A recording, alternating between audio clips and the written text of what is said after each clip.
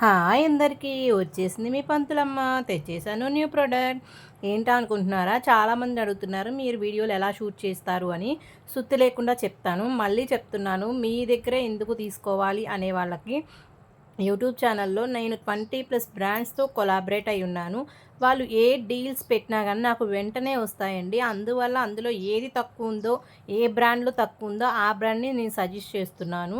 అందుకే ఒక మీషో, ఫ్లిప్కార్ట్, అజియో, మింత్రా ఇవే కాకుండా ఎక్కడ తక్కువ ఉంటే ఆ ప్రోడక్ట్ని సజెస్ట్ చేస్తున్నాను.